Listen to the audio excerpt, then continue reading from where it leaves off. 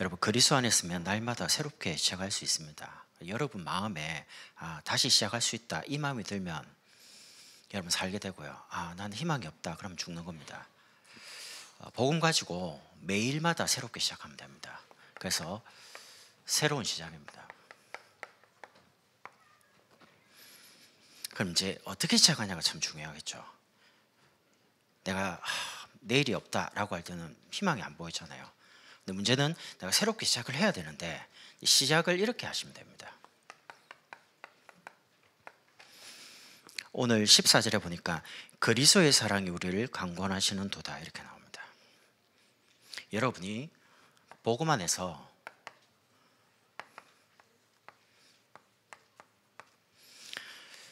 정확한 언약만 가지고 있으면 하나님이 이루십니다. 여러분이 뭘 할 게 아니에요. 그리스도의 사랑이 우리를 강권하시는데, 그리스도께서 모든 사람을 대신하여 죽었은즉 모든 사람을 위해서 죽었기 때문에 모든 문제를 해결한 겁니다. 요거를 여러분 딱 잡고요, 이걸 믿는 겁니다. 십자가를 지신 주님께서 내가 다 이뤘다고 말했지, 내가 이만큼 했으니까 너희들이 나머지 부분을 해라, 그렇게 말한 적이 없습니다.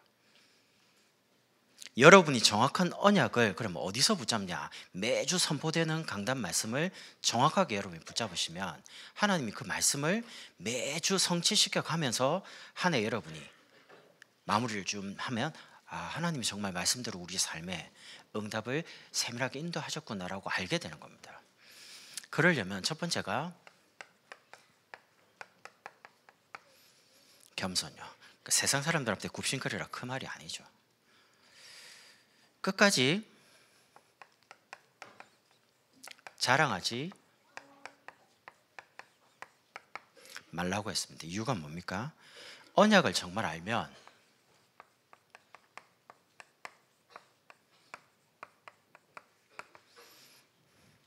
끝까지 자만 안 해요. 왜냐하면 내가 한 게 아무것도 없기 때문에. 내가 했다라고 생각하는 게 그게 이제 교만한 거죠. 하나님께서 겸손한 사람을 가까이 하시고 교만한 사람을 멀리 합니다. 딱 교만하면요, 마귀가 여지없이 그 사람을 이용합니다. 언약을 여러분이 누리면 담대해집니다. 누린다는 말이 뭔 말입니까? 하나님이 매주 선포하신 그 강단의 말씀 내가 정말 붙잡고 믿음 고백을 하고 있으면 언약에 대한 이루실 분을 하나님을 믿기 때문에 마음이 담대해지는 겁니다. 현실이 크게 보일 때 우리의 마음이 좁아지죠. 반대로 하나님이 이루실 언약에 대해서 믿음이 커질 때는 현실이 작게 보이는 겁니다. 하나님 하실 거니까. 그거는 아무것도 안 되는데 무조건 된다, 긍정적인 사고로 말하는 게 아니에요. 하나님이 하시는 거에 대한 진짜 신뢰를 말하는 겁니다. 그러면 반대로 언약을 잊으면 어떻게 됩니까? 계속 재앙과 고통이 반복적으로 일어납니다. 똑같은 일이 계속 터지죠. 그 문제가 있는 겁니다. 그거. 한 번은 그럴 수 있는데 계속 반복된다는 것은 그건 생각을 많이 해봐야 돼요. 그래서 여러분이 시작을 어떻게 하시냐? 하나님이 내게 주신 정확한 언약만 붙잡는다. 거기가 시작입니다. 그러면 두 번째, 붙잡고 가만히 있는 게 아니고요, 겸비 준비하는 겁니다. 하나님이 정확한 언약을 이루어 가시는 방법이 뭐냐? 그게 일이 잘 풀리고 뻥뻥 뚫리고 막 큰 축복이 오고, 우리는 보통 그렇게 생각하죠. 세상 사람도 종교를 선택할 때 나에게 복을 주는 종교를 선택합니다. 나한테 뭔가 복을 주고 도움이 되는. 근데 우리는 복음을 그렇게 바란 게 아닙니다. 성경의 사도행전에 보면 모든 하나님의 준비가 어디를 통해서 일어나냐? 문제와 위기와 갈등 통해서 전도도 계속 확산되고요, 그리고 중요한 것들이 계속 이루어집니다. 그래서 문제와 위기와 갈등 올 때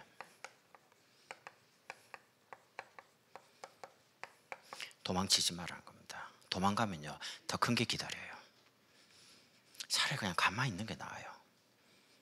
문제가 왔다는 것은 그 문제에 대한 답이 있는 거죠. 여러분이 학교에서 시험 쳐왔잖아요. 답이 없는 문제는 없어요. 그건 잘못 낸 문제입니다. 하나님이 우리 인생에 잘못 문제를 내실 일은 없어요. 위기가 왔다는 것은 위험이기도 하고 기회가 되기도 하고요. 그러면 위기가 왔다는 건 하나님의 계획이 있다는 말이죠. 그것만 찾으면 됩니다. 갈등이 온다는 거 안 맞춰서 갈등 오는 거죠. 하나님을 바꿀 게 아니고 내가 하나님께 맞춰야 됩니다. 하나님이 여러분과 저를 쓰셔야 되니까. 그러려면 도망칠 게 아니고 준비를 해야 돼. 하나님 정말 원하는 게 뭐냐? 거기에 이제 계속 초점을 맞춰서요. 그래서 언약을 붙잡아야 되는데 만약에 언약을 떠나면 어떻게 됩니까? 인생의 흉년이 와요. 그러니까 대부분의 어디서 이제 실수를 하냐면 하나님이 내게 지시할 땅으로 가라 아브라함이 말했습니다. 지구 생기고 최초로 가나안 땅에 간 인물이 아브라함입니다. 근데 갔는데 풍년이 오고요, 막 메시아 오실 땅이니까 뭐 인생이 뻥뻥 뚫릴 것 같은데 갔는데 당장 먹고 살 게 없어요. 그러니까 점점 내려가다 어디까지 내려갑니까? 남방인 애굽까지 내려가는 겁니다. 그 아들 이삭도 언약의 땅에서 응답과 축복과 막 이런 것들이 계속 와야 되는데 계속 주변의 적들이 막 힘들게 하죠. 물 파면 우물 메우죠. 그러니까 우물을 따라 물 따라 움직여야 되는데 기도하는 중에 이제 갈등이 오는 겁니다. 그러다가 아버지 아브라함처럼 내려가기 시작하는데 그날 밤에 이삭의 꿈이 나타납니다. 하나님이 네 아버지처럼 내려가지 말라는 거, 언약의 땅에 있으라는 겁니다. 그거를 딱 가지고요 땅을 팠습니다. 어떻게 됐습니까? 샘 그늘을 얻습니다. 그리고 이제 농사를 짓는데 이제 100배 응답이 오기 시작하는 겁니다. 정확한 언약을 진짜 붙잡으면 정확한 언약을 붙잡았다는 증거로 하나님이 문제도 허락하고 위기도 오고 갈등도 오는데 하나님이 말씀 가지고 세밀하게 인도한다는 겁니다. 안 보이는 게 문제지 보이는 거는 괜찮아요. 하나님 인도하고 계시기 때문에. 그러면 언약을 정말로 회복하면요, 이번 주 말씀처럼 나오미와 그 롯이 언약을 회복하고 베들레헴으로 돌아가겠다라고 딱 마음으로 결정한 그 순간에 하나님이 그 롯의 고백을 들으시고요, 롯의 미래를 결정하기 시작하는 겁니다. 여러분이 언약을 딱 마음에 담고 붙잡고 이렇게 회복해줘, 하나님 그걸 들으세요. 그래서 여러분 말씀을 마음에 담아야 됩니다. 왜 변화가 없습니까? 말씀을 마음에 담지 않고 다른 데 담죠. 노트에 적고 귀로 듣고 귀로 흘리고요. 마음에 여러분이 한 주에 하나씩만 담아도 1년이면 52개입니다 말씀이. 그러면 10년이면 얼마입니까? 그 하나하나 붙잡았던 그 말씀이 이어져서요 이루어지기 시작하는데 막을 수가 없어요. 언약에 대한 부분은 여러분이 이걸 정말로 붙잡으면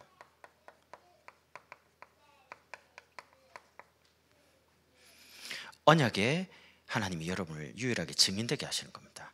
그래서 지금의 괴로움은 응답받는 시작입니다. 이건 제 이야기가 아니고 이번 주 목사님이 말씀하신 거예요. 저는 그걸 적었거든요. 그래, 인생에 중요한 응답 오기 전에 아침에 해가 뜨기 전이 가장 어둡습니다. 그 말라기부터 예수님 오시기까지 그 중간사라거든요. 그때가 굉장히 암흑게 어떤 선지자도 아무도 일어나지 않아요. 세계사적으로 막 어마어마한 일들이 벌어지는데도 조용해요. 그러다가 그 정막을 깨고 누가 오시냐? 그리스도가 오시기 시작합니다. 딱 예언된 대로요. 올겨울이 굉장히 춥죠. 12월 달에 눈 온 적은 참 몇 년 만에 드물잖아요. 저는 필리핀에서 경기도에 폭설 내렸다고 뉴스를 봤거든요. 집에 가면 눈이 막 엄청나게 쌓여있구나. 뭐 없더만요. 평택에 뭐 재난 속보 뭐 발령하고, 내가 가짜 뉴스를 봤나 다음에서 봤는데, 근데 날은 추워요. 맞아요. 겨울이 추워야지 봄에 씨앗도 이제 모종을 심으면 가을쯤 되면 이렇게 막 잘 자라요. 인생엔 혹한기가 왔죠. 잘 이겨내시길 바랍니다. 그걸 잘 이겨내면 하나님이 여러분에게 언약을 붙잡으면 여러분에게 증인되도록 하는 허락하시는 겁니다. 그냥 큰 응답이 오지는 않습니다. 중요한 응답 오기 전에 중요한 언약을 잡아야 돼요. 그러면 세 번째, 겸허해집니다. 우리가 인생에 내세울 거는 아무것도 없습니다. 그리스도 말고 복음 말고. 정말 하나님 앞에서 우리 자세만 조금 낮추고요, 내가 알고 있다 이렇게 하면 된다, 그게 아니고요, 하나님이 하시면 되는 거죠. 그러면 어떤 사람도 복음 앞으로 돌아오면 됩니다. 그리스도 붙잡으면 다시 시작할 수 있습니다. 여러분이 살고 계신 지역에 여러분이 언약을 붙잡고 문제 속으로, 위기 속으로, 갈등 속으로 답 가지고 딱 들어가면 여러분에게 만남과 가정과 기능에 응답 오기 시작하는 겁니다. 그리고 여러분을 통해 전 세계가 이제 살아나기 시작하는 거죠. 언약을 붙잡고 돌아온 룻이 보아스를 만난 후에 다윗의 할머니가 된 것처럼 여러분의 가정과 가문에서 시대를 살릴 복음 대통령이 나오게 되는 겁니다. 그래서 여러분이 정확한 언약이 뭐냐 할 때 여러분이 매주마다 말씀에 한번 집중해 보세요. 하나님이 나에게 원하는 게 뭐냐? 하나님이 우리 자녀에게 원하는 게 뭐냐? 하나님이 내 직분에 원하는 게 뭐냐? 내 일에 하나님이 가장 원하시는 게 뭐냐? 라는 부분을 집중해서 들어보면 하나님이 살아계신데 여러분에게 안 주겠습니까? 각자의 직분에 맞게, 업에 맞게, 여러분의 나이에 맞게 하나님이 가장 원하시는 것을 마음에 담아 주시겠죠. 그걸 딱 잡고 있으면 하나님 이루기 시작하는 거죠. 그러면 언약을 잡고 이제 시작을 하면 이제 뭐 하면 됩니까? 뭘 하는 게 아닙니다. 하나님이 사건과 뭔가를 가지고 인도를 하기 시작합니다. 아무리 훌륭한 사람도, 성공한 사람도 언약 없으면 결국에는 마지막 값은 고통당합니다. 인생 실패합니다. 그래서 여러분이 모든 곳 속에서 뭐 하느냐? 답을 찾는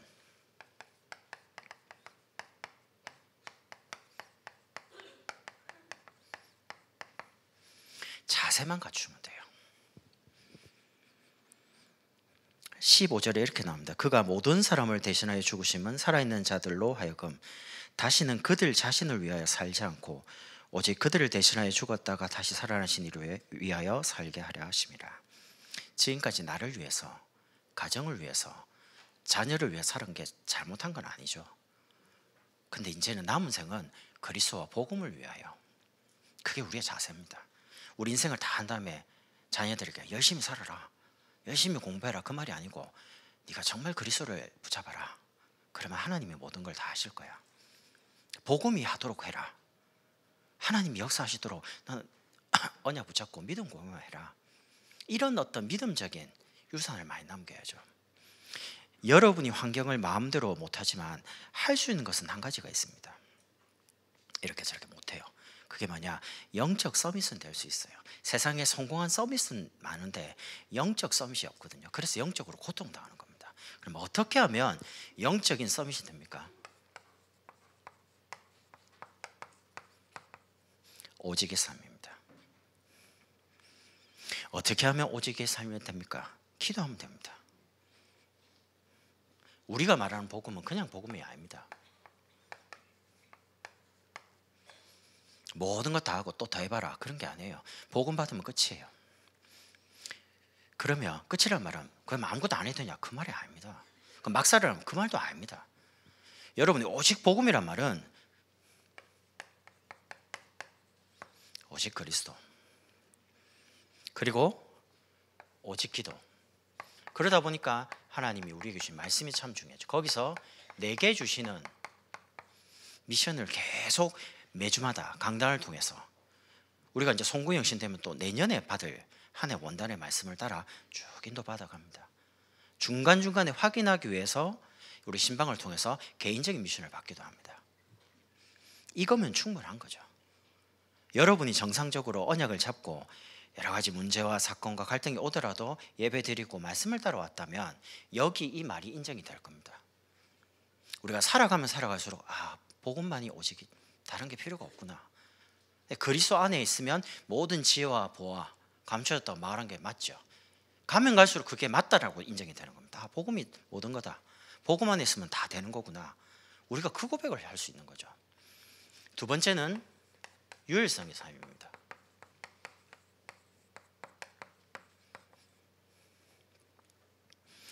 오직을 여러분 나름대로 발견하면 다른 사람이 이제 알게 돼요. 요셉이 사실상 신분은 노예인데 보디발이 알았습니다. 노예인데 노예가 아니라고 느껴졌습니다. 모든 자기 먹는 걸 제외하고 다 맡겼는데 보디발의 밭에까지 역사가 일어납니다. 이제 알게 돼요. 여러분이 가지고 있는 이 복음은 눈에 보이지는 않지만 여러분이 조금만 잡고 있으면요, 주변에 하나님이 드러나게 합니다. 사람들이 알도록. 그래서 여러분이 조금만 하루 중에 세 가지에 집중하는 거죠. 눈 뜨면 아침에 기도로 무조건 시작하는 겁니다. 세수하면서, 여러분 준비하면서. 낮에는 모든 것을, 일을 가지고 뭐 사건을 가지고 전부 기도로 연결하는 겁니다. 밤에는 여러분이 말씀 속에서 답을 찾고 그 답 가지고 낮에 들었던 말, 여러 가지 사건, 이런 것들이 여러분이 상처되면 안 되죠. 하나님이 말씀 주신 답을 속에서 치유하는 겁니다. 여러분 병들면 안 돼요. 그렇게 나를 치유하는 기도로요. 그러니까 아침과 낮과 밤에 기도 가지고 집중을 하는 겁니다. 이렇게 되면 세 가지가 여러분의 삶에 세팅되기 시작하는 겁니다. 여러분이 하고 계시는 모든 일, 여러분이 자신이 사람을 살리는 플랫폼이 됩니다. 오산에 여기 버스 터미널이 플랫폼이죠. 버스 타는 터미널에 있으니까 사람들이 모이는 거예요. 모여가지고 지하철도 타고 버스도 타고 지역으로 흩어지는 겁니다. 여러분이 응답을 받고 있으면 여러분에게 중요한 제자와 중요한 이 복음을 이루어갈 수 있는, 하나님 언약을 이루어가시는 많은 전문인들이 여러분에게 오기 시작합니다. 여러분 플랫폼이기 때문에. 그러면 여러분이 하고 계신 그 일이 망대가 되기 시작합니다. 다른 사람들에게. 그럼 이제 소통되기 시작해요. 안테나가 되는 겁니다. 이게 이제 여러분 삶에, 여러분 하고 계신 일에 계속 뭔가 준비가 되기 시작하는 겁니다. 그러면 그냥 응답이 오는 게 아니고요. 응답은 문제와 위기, 갈등 속에서 오는데, 여러분과 제가 할 거는 답만 가지고 문제 속으로, 답만 가지고 위기 속으로, 답만 가지고 갈등 속으로 들어가면 돼요. 도망치는 게 아니에요. 도망치면 다른 데서 또 잡아야 돼요. 다른 곳에서 또 확인해야 돼요. 도망가지 말라는 거 아닙니까? 세 번째는 재창조의 삶입니다. 나를 위한 인생이 아닌 하나님이 그리스도 안에서 복음을 깨닫고 여러분을 구원하신 다음에 이제는 오늘 15절 말씀처럼 자기를 위하여 살지 않고 이제는 살아나신 이를 위하여 살도록, 그리스도를 위해서요. 하나님이 준비하신 여러분의 남은 재창조의 삶이 있다니까요. 그게 뭡니까? 여러분 속에 이 복음 가지고 든든하게 어떤 환경, 어떤 사람의 말, 어떤 문제 속에서 여러분 흔들리지 않도록. 우리는 지금까지 사람의 말이나 환경 문제 이런 게 흔들려서 살아왔습니다. 근데 복음은 그런 게 아닙니다. 여러분이 환경의 영향을 받고 사람을 영향을 받는다는 말은 내가 그만큼 흔들린다는 거죠. 여기 제가 서 있는 곳이 나무 위입니다. 그럼 이게 부서지면 저도 흔들립니다. 흔들리지 않는 반석이 있습니다. 그리스도입니다. 절대 흔들리지 않습니다. 거기에 여러분을 탁 세우는 거죠. 그럼 여러분이 자신이 일단은 든든하게 세워지고요. 여러분이 세워지면 여러분 주변에 하나씩 세워지기 시작하는 겁니다. 하나님이 원하는 건 그겁니다. 여러분이 흔들리지 않는 절대 망대가 되는 거. 저는 신앙생활 지금까지 복음 듣고 해봐도요, 하나님이 원하는 건 우리 가정에 일어나는 여러 가지 문제가 아니더라고요. 나를 세우려고 하는 거예요. 내가 좀 빨리 세워지면 그 부분도 금방 해결돼요.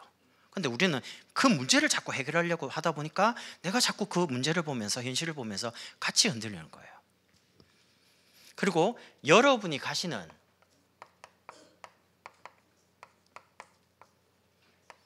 여러분이 흔들리지 않는 절대 망대로 든든하게 세워주면 여러분이 가는 모든 현장도 뭔가가 차분하게 뭔가 세워지기 시작하는 겁니다. 그러니까 사실은 어떤 곳을 가도 상관없는 겁니다. 300%라고 하죠. 그러니까 여러분이 공부를 하셔도 이렇게 하면 됩니다. 정말 이 복음을 말해야 되는데, 선생님에게, 친구들에게. 그래서 내가 오직 그리스도 붙잡고 공부해야지. 그러면 공부가 재밌냐? 재미는 없어요. 제가 지금까지 공부 재밌다는 사람을 만나본 적이 많이 없습니다. 저 사람 공부 재밌다는 사람 한 명 만나봤는데 진짜 재미없게 보여요. 인생에 아무 재미가 없어요. 오직 학교, 도서관, 밥도 안 먹는 것 같아요. 막 논을 줄도 모르고 막 오직 그것만 해요. 재미없게 살아요. 근데 제가 이제 공부를 정말 해봐야겠다라고 한 적이 있습니다. 대학교 들어가서 교수님에게 또 뭐 대학원생들에게, 친구들에게 복음을 전하려는데 그냥 말할 수가 없더라고요. 하나님 증거가 필요하잖아요. 하나님 정말 대학 복음해야 되는데 복음 전할 수 있도록 하나님 내게 지혜를 주십시오 라고 하면서 예배드리고 공부하고요, 기도하고 훈련받고. 그때만 해도 수업이 아침에 8시 수업이 있었거든요. 대학교에. 고등학교 온 줄 알았습니다. 고등학교 때 9시 수업을 했는데 대학교 가니까 무슨 교수님이 자기 시간 없다고 8시에 수업을 해요. 그래도 아침에 일찍 가가지고요, 그 수업 전에 기도하고, 또 마음이 그러잖아요. 공부하는 시간이 세계복음하는 시간이니까 또 뭐 그런 생각을 또 메시지 속에 받으니까, 저 교수님은 세계복음을 위해서 하나님이 나를 위해 특별히 세운 교수님이니까 하나라도 이렇게 들어야죠. 90분 강의면 처음부터 끝까지를 예배 시간인 것처럼, 목사님이 설교를 적는 시간처럼 집중해가지고 기도하고 듣고요. 끝나자마자 막 놀러 갑니다. 막 술 먹으러 가고 뭐 어디 가고, 그때 앉아갖고 5분 동안 칠판 보고 계속 마무리하는 겁니다. 기도하고. 그러니까 똑같이 경쟁을 이길 수가 없다는, 왜냐면 시간적으로 부족해요. 예배 다 드리고 새벽기도 드리고 수요 예배 드리고 금요철에 드리고 모든 다락방 옥치기 다 하고 남는 시간을 공부해야 되는데, 남는 시간 어떻게 오고 가는데 시간 다 빼고, 그러면 수업 시간만이 그럼 빈 시간 그거밖에 없어요. 차 타고 오고 하면서 그 빈 시간, 수업 시간, 남은 시간, 시작하는 시간, 그 시간에 초집중으로 기도하고 공부하고, 심지어 아무도 내가 공부한 거를 못 뺏기도록 맨 앞에서 시험 쳐요. 못 뺏기도록. 교수님 바로 앞에 코앞에서 시험 치는데 누가 근처에 오겠습니까? 뺏기려고. 왜 그러냐? 내 거 뺏기지 마. 내가 공부한 거. 내 공부한 거를 남한테 주기 싫으니까요. 코앞에서 막 하면 아무도 근처에 안 와요. 저 뒤에 벽에 앉고 벽에 이렇게 막 쓰고 이러죠. 그럼 결과 어떻게 나오냐? 중심이 공부를 열심히 한 게 아니고요, 진짜 복음 전하고 전도하려는 중심이다 보니까 하나님 거기에 증거를 주시더라고요. 그래서 교수님이 복음 전하고, 대학원생도 이렇게 삶을 통해서 복음 전하고, 그리고 친구들에게도, 친구가 한 말 중에 재미난 말이, 똑같이 공부하고 도서관에 앉아있는데, 도서관에 보면 나 너무 피곤해서 자고 있거든요. 근데 어떻게 성적이 잘 나오는지 이해가 안 간다. 이해가 안 가지 이러면서 복음 전했습니다. 그리스도를 믿기 시작하더라고요. 도저히 이해가 안 되면서, 나도 이해가 안 되죠. 똑같이 했는데 어떻게 똑같은 결과 아니거든요. 여러분의 중심이 정말로 오직, 그러면 다른 사람과 알도록 뭔가 유일한 응답이 옵니다. 그 삶이 계속 반복되면 불신자와 다른 인생을 사는 겁니다. 그리스도를 위한 인생, 오직 복음이 맞다는 인생, 하나님이 여러분 인생을 책임지는 겁니다. 그러면 인생의 어떤 일의 끝 마무리죠. 그때 봐라 내가 이렇게 하니까 됐다, 그게 아닙니다. 우리가 드러나는 게 아니고 이게 이제 계속 지속이 돼야 되죠. 그럼 지속을 위해서 하나님이 정말 원하시는 게 뭐냐? 그걸 남겨야 됩니다. 이 복음이 여러분과 저 때에 끝나면 안 되잖아요. 이 복음이, 이 선교가, 이 복음 대통령 이 단어가 우리 때에 끝나면 안 되잖아요. 그래서 매일 항상 할 게 있습니다. 그걸 위해서 절대적으로 안 바꾸면 안 되는 게 있어요. 절대 바꿀 게 있어요. 여러분의 지역을 반드시 살려내야 됩니다. 여러분이 살고 계신 동네는 여러분을 통해서 바꾸기를 원해서 여러분을 거기에 보낸 겁니다. 그게 우리의 사명입니다. 그래서 여러분이 24시간 이 정확한 언약을 붙잡고 24시 누리는데, 제일 먼저 내 안에 사단의 망대를 무너뜨린 겁니다. 복음보다 높아진 거, 복음보다 앞서 있는 내 생각, 체질, 이런 것들 다 무너뜨리는 거죠. 그리고 우리가 태어나기 전부터 우리 가정과 가문을 통해서 내려온 12가지 각인, 이거를 복음 가지고 무너뜨리는데, 무너뜨리는 방법이 하나밖에 없어요. 집중할게요. 저는 우리 다민족 교회가 훈련이 많은 게 참 다행이라고 생각합니다. 왜냐하면 그게 나를 보호하는 길이라는 걸 알았습니다. 우리가 때로는 점심을 이렇게 뭐 김밥 먹고 라면 먹고 훈련 참여하지만 주일이 너무 바쁘잖아요. 사실은 아침에 1부부터 들어오고 2부 뭐 훈련, 그 다음에 막 오후 예배 끝나면 또 뭐 모임, 정신이 없습니다. 근데 그게 우리를 지키는 유일한 방법입니다. 오히려 시간이 너무 많으면요, 우리 그 시간에 뭘 할 것 같지만 아닙니다. 그 많은 시간에 쓸데없는 사람 말, 쓸데없는 염려만 많이 해요. 여러분이 교회 오셔가지고 기도 응답받는 기도반으로 진짜 하나님 원하시는 사람 살리는 전도에 대해서, 하나님 말씀을 어떻게 하면 사람을 전달해서 세울까, 이거 가지고 제자 응답을 받고 하나님 쓰시는 사역자로 내 직분에 맞게 뭔가 준비해 간다는 건 얼마나 감사한 일입니까? 제가 목사지만 우리 교회에 이런 뭔가가 사람을 제자로 세워가는 시스템이 있다는 게 너무 감사한 거예요. 거기에 우리가 참여를 하고 거기에 여러분이 끊임없이 체질을 만들어가는 방법이 그거밖에 없어요. 그거 가지고 우리가 있는 현장에 무너지지 않고 계속되는 시스템을 만드는 겁니다. 그게 다락방이기도 하고요. 문화적인 부분에 우리가 진행되는 어린이집부터 해서 문화적인 많은 어떤 현장입니다. 그리고 교회 안에 중요한 훈련 받으면서 여러분이 미션을 찾는 겁니다. 여러분이 영적인 부분에 욕심을 내세요.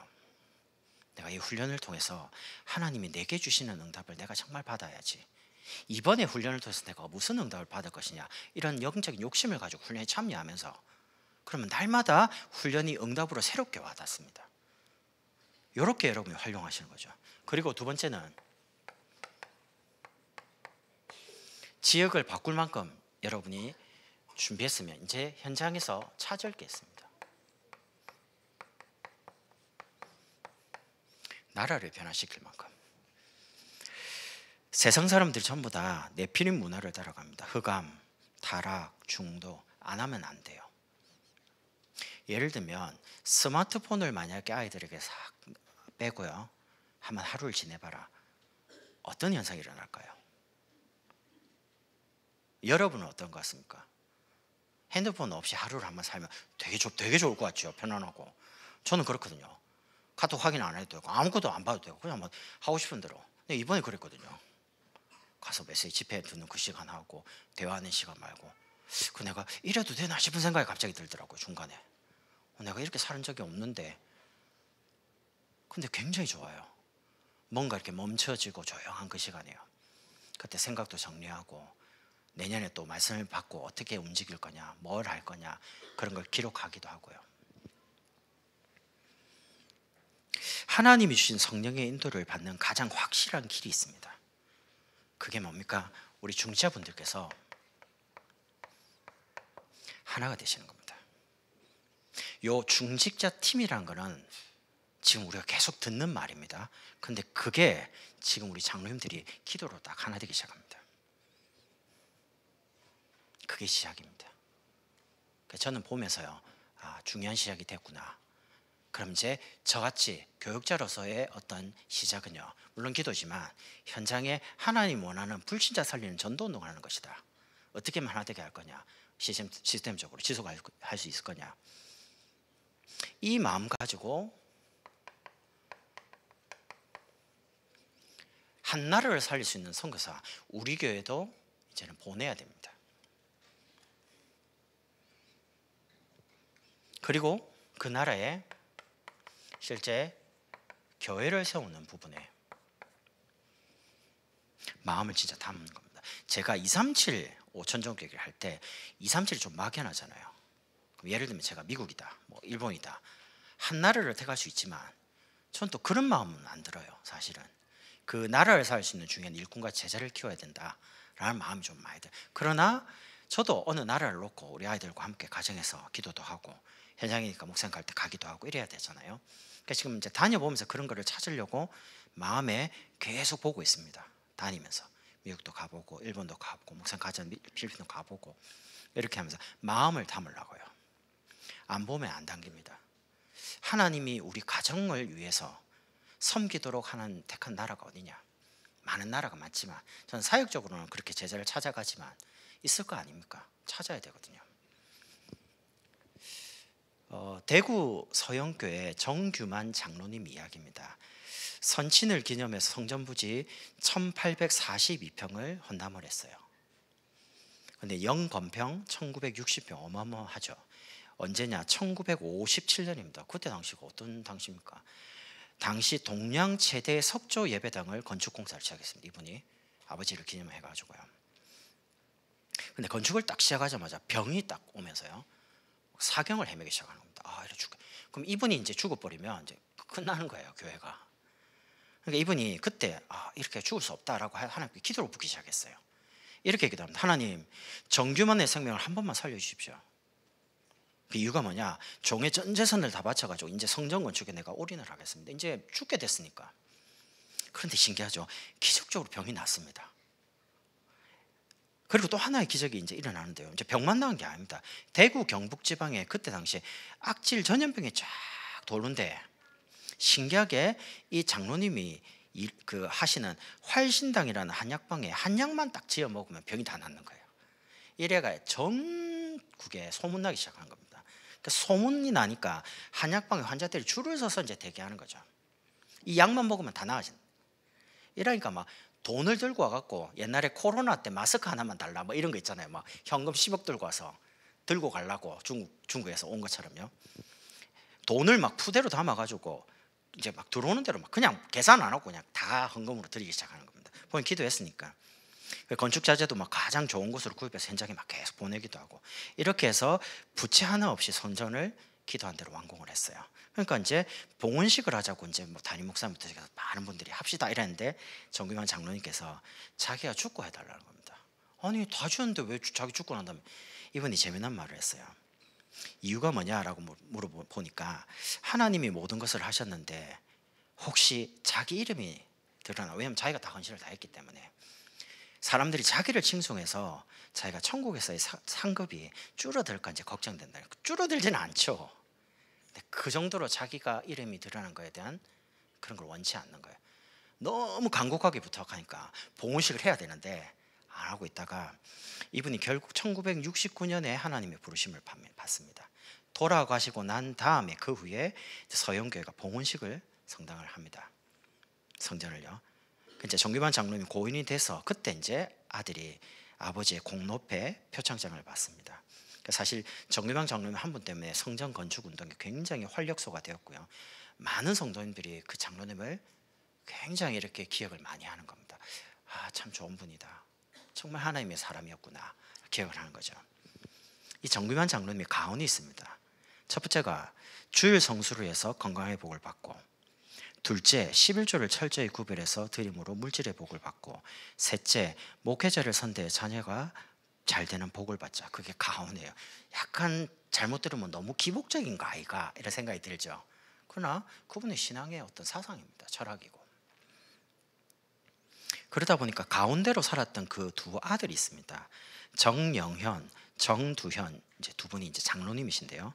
이분들이 이제 부모님의 가훈을 이어받아 가지고요, 인도 중부의 하이드라바드라는 지역에 10군데 교회를 세웁니다. 나중에 기공식을 하잖아요. 건물을, 교회당을 세우니까. 인도가 어떤 나라입니까? 거기 이제 교회를 세우니까 기공식을 할 때에 인도 현지 언론에서 이렇게 말, 고마운 한국인들이다. 이 땅에 와가지고 교회를 세워서 복음을 전해주니까 너무 고맙다라고 언론에서 크게 다룬 바 있습니다. 그래서 이제 이 가정과 가문을 두고 교회를 세우고 선교에 헌신하는 가문이다라고 사람들이 기억을 하는 겁니다. 인터넷 치면 나옵니다. 대구 서영교회 정규만 장로님. 그 가정과 가문이 교회를 살리고 정말 선교사를 배출하고 선교하는 부분에 가문으로 기억을 하는 거예요. 하나님이 저와 여러분의 가정과 가문을, 우리 교회를 어떻게 기억하실까요? 어떤 기억으로 하나님 앞에 남고 싶으십니까? 이거는 헌금하자 그 말이 아닙니다. 제가 인생을 마무리할 때 이준수 목사라는 사람이 하나님께 어떤 모양으로 남느냐, 그건 이제 내가 만드는 거거든요. 내가 결정하는 거거든요. 하나님 앞에서. 그래서 계속 될 수 있는 시스템을 세워야 됩니다. 이 시대를 놓고 무너지지 않도록, 계속되도록. 그게 뭡니까? 그게 후대입니다. 여러분과 저가 지금 좀 어려워도요, 우리 자녀가 정말 복음 가지고 전도하는 복음 대통령이 된다면 우리는 좀 참을 수 있잖아요. 조금 배고프고 어렵고 힘들더라도. 왜냐하면 우리 아이들이 이제 커가니까, 될 거니까. 아이들이 커서 모든 정치, 경제, 사회, 문화 분야에서 복음 전하고 전도자로 살게 너무 분명하고 확실하다면, 그런 희망이 있다면, 그래서 문제, 위기, 갈등 속에 답을 가지고요 가는 겁니다. 혹시 무너질 것 같은 바벨탑, 혹시가 아니죠. 바벨탑은 복음 없이 세워진 것은 언젠가는 다 무너집니다. 그러니까 절대 무너지지 않는 후대를 세워서 이제 지속을 하는데, 그게 세 가지 뜰입니다. 사실은 가장 어려울 때마다 하나님 강단 통해서 중요한 기도 제목들을 많이 주셨죠, 지금까지. 그리고 금토일 시대입니다. 저 때는 토요일까지 학교를 갔습니다. 저는 초등학교에 오전반, 오후반이 있었습니다. 제 정확한 기억은 아니지만 반 아이들이 70명이 넘었습니다.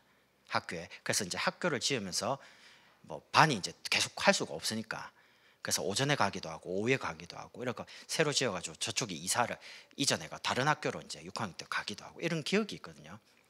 근데 토요일 학교를 안 가게 됐죠. 근데 이제 어떤 현상이 보여요? 이제 목요일 수업 끝나면 이제 안 가기 시작합니다.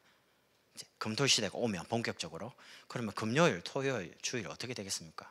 뭘 해야 될지를 모르잖아요. 그럼 이제 딱 주 5일째가 시작될 때 어떤 문화가 형성돼? 캠핑 문화가 형성되면서 짐 바리바리 싸가지고 어디로 갑니까? 막 바다로, 들로, 산으로 막 가족 중심으로 막 고기 구워 먹고. 여러분, 고기 구워 먹으면 안 됩니다. 다 타면 그거 별로 몸에 안 좋아요. 그거 안 좋은 문화거든요.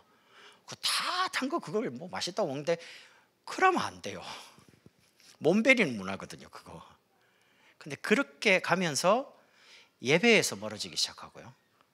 그때 당시에 또 위성 막 생기니까 TV가 나오면서 예배도 위성으로 드리기 시작하면서 영적인 게 다 무너지기 시작하더라고요. 심지어 헌금도 계좌번호로 보내고. 그럼 이제 금요일 주 5일째 그런 일이 벌어졌는데, 만약에 목요일부터 이제 나가기 시작하면 어디로 가겠습니까? 제 생각에는 국내에 없을 겁니다. 사람들 해외로 나가기 시작하죠. 돈 있는 사람들, 아니면 돈 모아서 나가기도 하고요. 살기는 너무 좋을 것 같은데 영적으로는 정말 황폐한 속도로 급속히 황폐되는 쪽으로 가겠죠, 아이들이. 그래서 금요일부터 불러가지고요, 아이들에게 바른 복음, 본인의 달란트 찾도록 기도, 그리고 학업이 좀 뭔가 준비도 하고요, 언어도. 그래서 제가 우리 아이 보고 그 문법 이런 거 하지 말고 회화할 수 있는 거를 네가 원하면 아빠가 해줄 테니까 한번 해봐라. 나가면 말이라도 해야 될까요? 그게 뭐 일본어든 중국어든 영어든 네 하고 싶은 걸 한번 해봐. 준비를 해봐. 아빠가 밀어줄 테니까. 이렇게 말을 했다니까요.